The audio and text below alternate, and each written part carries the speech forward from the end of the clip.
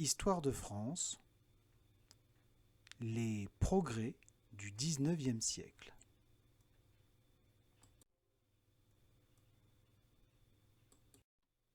Premièrement, la machine à vapeur et l'industrie.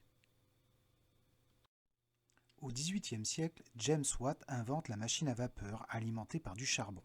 On chauffe de l'eau, ce qui produit de la vapeur. Cette vapeur sert d'énergie pour actionner la machine. Au XIXe siècle, de grandes usines se développent grâce aux machines à vapeur. Les usines produisent de plus en plus de marchandises à des coûts plus faibles. Deuxièmement, la révolution des transports. L'invention de la machine à vapeur au charbon et du moteur à explosion au pétrole permettent le développement des transports, trains, voitures, bateaux. Les premières bicyclettes apparaissent aussi, et les premiers avions s'élancent dans le ciel.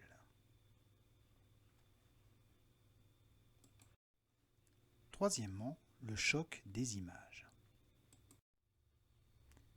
En 1824, Niepce invente la photographie. Le procédé s'améliore tout au long du XIXe siècle. En 1895, les frères Louis et Auguste Lumière ont inventé le cinéma. Les premiers films muets rencontrent un large succès auprès du public. Quatrièmement, le début des télécommunications. Les télécommunications naissent au XIXe siècle. En 1837, Samuel Morse invente le télégraphe. En 1876, Graham Bell met au point le premier téléphone. En 1878, Edison invente le phonographe. En 1899, Marconi invente la TSF, l'ancêtre de la radio.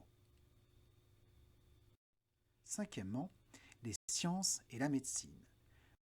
Louis Pasteur a découvert que les maladies sont dues à des êtres microscopiques qu'on appelle les microbes. Il a montré que l'on peut les combattre par une bonne hygiène et la chaleur. Ça s'appelle la stérilisation et la pasteurisation.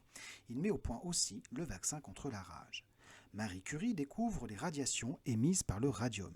Elle a montré le rôle qu'elles peuvent jouer dans le traitement des tumeurs. Elle a également découvert que ces radiations peuvent être une source d'énergie importante. Elle reçoit 2 prix Nobel.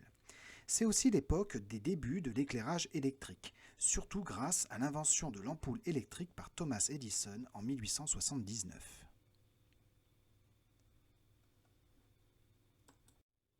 À la fin de la leçon, tu dois être capable d'expliquer le rôle de la machine à vapeur, d'associer les inventeurs à leurs inventions et de connaître les mots vaccin et communication. Si tu sais tout ça, eh bien, tu auras une bonne note. Voilà.